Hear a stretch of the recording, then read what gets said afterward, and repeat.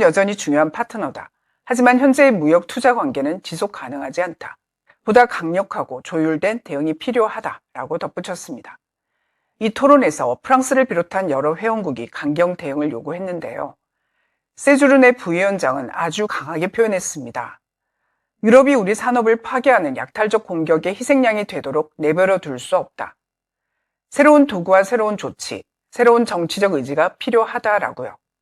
프랑스 전략기획 고등 판무관 클레망 보느는 중국산 제품에 최대 30% 관세를 부과해야 한다고 주장했는데요. 그는 중국산 제품 가격이 유럽산보다 30에서 40% 낮다며 강력한 무역 방패가 없다면 유럽 산업이 생존 위기에 직면할 수 있다라고 경고했습니다. 그 이틀 전인 5월 27일에는 5개국이 공동 문건에 서명했는데요. 스페인, 이탈리아, 네덜란드, 프랑스, 리투아니아입니다. 중국을 콕 찍어서 언급하지는 않았지만 일부 국가들이 체계적이고 구조적인 산업 과잉 생산을 심화시키고 있다라고 했는데 누굴 겨냥한 건지는 모두가 알죠. 그런데 유럽이 갑자기 중국에 대해 강경해진 건 단순히 정치적 이유 때문만은 아닙니다. 유럽 각국이 실제로 체감하고 있는 경제적 압박이 존재하는데요. 이야기는 트럼프 대통령의 관세 정책에서 시작됩니다.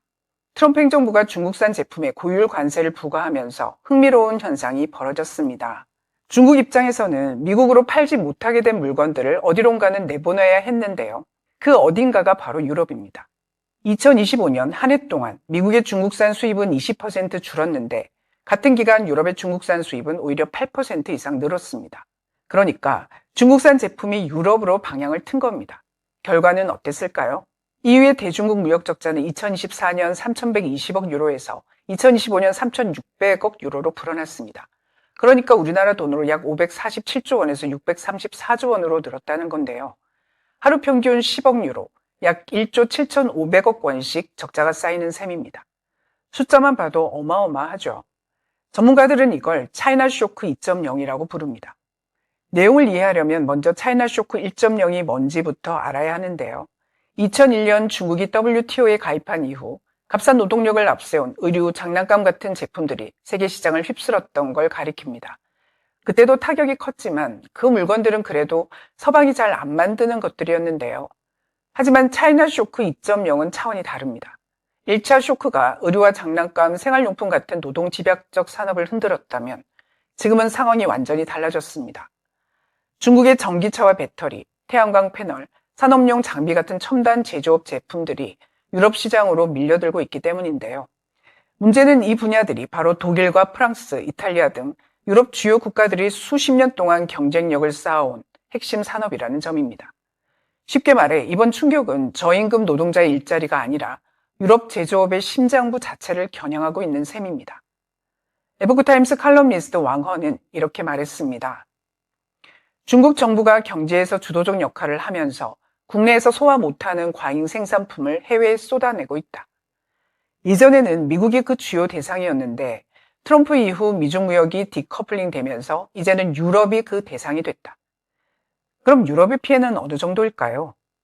2019년부터 2025년 사이 유럽에서는 산업 일자리가 무려 100만 개 이상 사라졌습니다. EU 산업전략 책임자인 스테판 세주르네는 현재 위험에 처한 분야는 화학, 금속, 자동차, 공작기계 같은 전략 산업이다. 여기에 걸린 일자리만 약 2,900만 개에 이른다라고 경고했습니다. 독일 하나만 봐도 2025년 대중국 무역 적자가 사상 최대인 900억 유로에 달했는데요. 우리 돈으로 약 140조 원이 넘는 규모입니다. 프랑스는 502억 유로의 적자를 냈고요. 스페인은 423억 유로인데 전체 무역 적자의 74%를 차지합니다. 이쯤 되면 유럽도 가만히 있을 수만은 없겠죠. 드디어 유럽이 움직이기 시작했습니다. 가장 먼저 나온 게 철강 관세입니다. 지난 5월 19일 유럽의회 본회의에서는 철강 수입 관세를 기준보다 2배 높은 50%로 올리는 안이 통과됐는데요. 찬성 606표, 반대 16표로 압도적이었습니다. 무관세 수입 할당량도 47% 줄여서 연간 1,830만 톤으로 제한하기로 했고요. 이건 2013년 수준인데요. 왜 하필 2013년이냐? 이유는 2013년 이후 세계 철강 시장이 과잉 생산으로 망가졌다고 보고 있습니다. 중국이 자국 철강 업체에 대규모 보조금을 쏟아부었기 때문이라는 게 EU의 공식 입장입니다. 미국 경제학자 황다웨이는 이번 조치의 의미를 이렇게 설명했습니다. 지난 30년 동안 EU의 무역 논리는 효율성과 소비자 이익이었지만 이제는 국가 안보 중심으로 이동했다. 유럽이 WTO 체제 안에서 성장만 추구하던 방식을 사실상 포기하고 미국식 강경 조치를 활용하기 시작했다는 의미라는 겁니다. 그러면서 베이징이 가장 두려워하는 것을 세 가지로 꼽았습니다. 첫째, 중국의 과잉 생산이 이제 단순한 무역 문제가 아니라 안보 위협으로 규정됐다는 점입니다. 예전엔 무역 문제로 봤지만 이제는 국가 안보와 산업 생존의 문제로 보고 있다는 겁니다. 둘째, 미국과 EU가 손잡고 같은 기준으로 대응하기 시작했다는 건데요. 미국은 이미 중국산 철강에 50% 관세를 부과하고 있고요. 이제 유럽도 같은 수준이 된 겁니다. 그러니까 트럼프 대통령이 주도한 대중 강경 노선에 EU도 점차 동참하고 있다는 의미입니다. 셋째는 중국이 미래 성장 동력으로 내세우는 AI, 반도체, 신에너지 등의 수출 통로가 좁아지고 있다는 겁니다. 이건 중국이 미래 먹거리로 삼는 분야에서도 미국과 유럽이 중국을 견제하기 위한 포위망을 좁히고 있다는 뜻입니다. 그렇다면 EU가 꺼내들 수 있는 다음 카드는 무엇일까요? 언론인 마이클 리는 기존 반덤핑 제도가 너무 느리고 효과도 약하다고 평가했습니다. 그는 더 빠르고 강력한 반덤핑, 상계관세 조사 체계, 산업 전체를 대상으로 하는 제재 수단, 그리고 제3국 우회 수출을 차단하는 반회피 조치가 필요하다고 주장했는데요. 이 대목에서 언급되는 것이 바로 미국의 301조입니다. 301조는 1974년 제정된 미국 무역법의 핵심 조항인데요. 상대국의 불공정 무역 관행이 자국 산업에 피해를 준다고 판단할 경우 미국이 관세 부과나 수입 제한 같은 보복 조치를 취할 수 있도록 한 제도입니다. 트럼프 행정부가 중국산 제품에 대규모 관세를 부과할 때도 바로 이 301조가 법적 근거로 활용됐는데요. 중요한 점은 301조가 특정 품목 하나를 겨냥하는 게 아니라 국가 차원의 무역 관행 자체를 문제 삼아 광범위한 대응을 가능하게 한다는 점입니다. 현재 EU 내부에서도 기존 무역 방어 체계를 보완하기 위한 새로운 논의가 진행되고 있습니다. 특히 특정 국가에 대한 공급망 의존도가 지나치게 높아질 경우 이를 완화할 수 있는 이른바 회복력 강화 장치가 검토되고 있는데요. 이는 단순히 값싼 수입품을 막기 위한 것이 아니라 핵심 산업과 공급망을 보호하기 위한 새로운 정책 수단을 마련하자는 취지입니다. 아직 구체적인 제도나 입법안이 확정된 것은 아닌데요. 다만 일부 전문가들은 이러한 논의가 제도화될 경우 결과적으로 미국의 301조처럼 특정 국가의 불공정 무역 관행에 보다 강력하게 대응할 수 있는 체계로 발전할 가능성이 있다고 전망하고 있습니다. 마이클 리 역시 EU는 마침내 현실을 직시하기 시작했다며 현재 논의가 계속 발전한다면 유럽도 미국과 유사한 수준의 무역 방어 수단을 갖추게 될 수 있다라고 평가했습니다. 하지만 유럽이 중국에 강경하게 나가는 게 결코 쉬운 일만은 아닌데요. 왜냐하면 유럽 역시 오랜 기간 중국과 깊게 연결돼 왔기 때문입니다. 한마디로 중국을 견제해야 하지만 동시에 중국에 의존하고 있는 딜레마에 놓여 있는 건데요. 그 중심에 독일이 있습니다.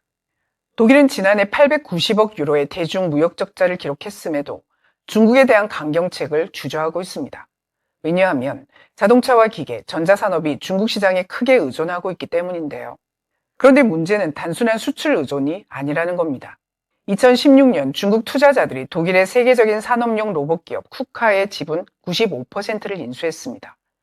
결과적으로 독일은 자국이 세계 최고 경쟁력을 갖고 있던 산업용 로봇 분야에서 중국에 의존하는 상황이 된 것이죠. 더 큰 문제는 히토류입니다. EU는 중히토류의 100%, 경히토류의 85%, 히토류 자석의 98%를 중국에서 수입합니다. 마그네슘 역시 97%가 중국산이고요. 그러니까 군사와 산업의 핵심 원자재를 사실상 중국에 의존하고 있는 셈입니다.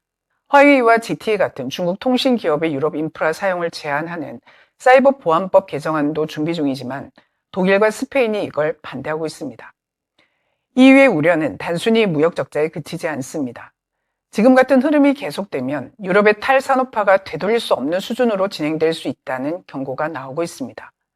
더 나아가 회원국들이 EU가 우리 산업을 지켜주지 못했다고 판단하게 되면 유럽 단일 시장 자체가 흔들릴 수 있다는 우려도 제기됩니다. 실제로 영국은 EU를 탈퇴한 이른바 브렉시트 이후 각자 도생의 길을 선택했지만 중국을 포함한 여러 나라와의 경제 협력에서 기대만큼의 성과를 얻지는 못했습니다. 이를 두고 유럽 내부에서는 각자 도생보다 공동 대응이 필요하다는 목소리가 커지고 있습니다. 왕허는 EU는 27개 회원국의 합의 구조를 갖고 있어서 단 한 나라라도 반대하면 정책을 시행하기 어렵다라고 말했는데요. 바로 이 점이 중국이 EU 내부를 공략할 수 있는 틈이 되어왔다는 지적입니다.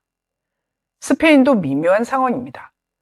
산체스 총리는 올해 4월 방중 당시 무역 적자는 받아들일 수 없다라고 중국을 비판했었는데요. 집행위 토론에서는 신중론을 폈습니다. 중국에 의존하면서도 비판하고 비판하면서도 의존하는 복잡한 관계가 지금 유럽의 현실을 보여주는데요. 그럼에도 불구하고 전문가들이 주목하는 건 이번에는 과거와 다르다라는 겁니다. 이전에는 EU가 대중국 정책에서 각자 다른 목소리를 냈지만 지금은 여러 회원국이 집단적으로 움직이고 있기 때문인데요. 중국 온라인 쇼핑 플랫폼 테무에 2억 유로 벌금을 부과하기로 한 것도 그 흐름의 일부입니다. 테무가 불법 상품 판매를 충분히 막지 못했다는 이유에서인데요. 전문가들은 이걸 단순한 경고가 아니라 실제 제재가 시작되고 있다는 신호로 해석합니다. 대만 경제 전문가 황수총은 대응이 늦은 건 사실이다라고 지적하면서도 하지만 지금이라도 조치를 취하지 않는다면 피해는 훨씬 더 커질 것이다 라고 경고했습니다. 앞으로의 일정도 중요합니다. 6월 15일 프랑스에서 열리는 G7 정상회의에서 중국의 과잉 생산과 핵심 원자재 수출 통제가 논의될 예정이고요. 이어서 6월 18일 브뤼셀 EU 정상회의에서도 같은 문제가 다뤄집니다. 구체적인 정책안은 오는 9월 폰테어 라이엔 집행위원장의 연례 EU 국정연설에서 공식 제안될 가능성이 높습니다. 대만 카이난데 천원자 부총장은 큰 흐름을 이렇게 분석했습니다. 미국은 이미 고율 관세와 보조금 정책으로 대응하고 있고 이제 유럽도 같은 방향으로 움직이고 있다. 앞으로는 산업 간 공동 대응은 물론 중국의 공급망 의존을 제한하기 위한 제도적 협력으로까지 발전할 수 있다.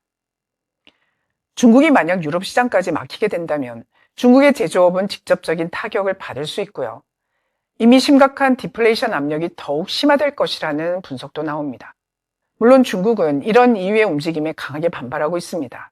중국 외교부는 보호무역주의는 결국 유럽 소비자의 이익을 해칠 뿐이고 자유무역 원칙을 지켜야 한다라고 주장했고요. 또 관련 동향을 면밀히 주시하고 있다며 필요한 조치를 취할 것이라고 경고했습니다. 정리해보면요. 이번 이야기의 핵심은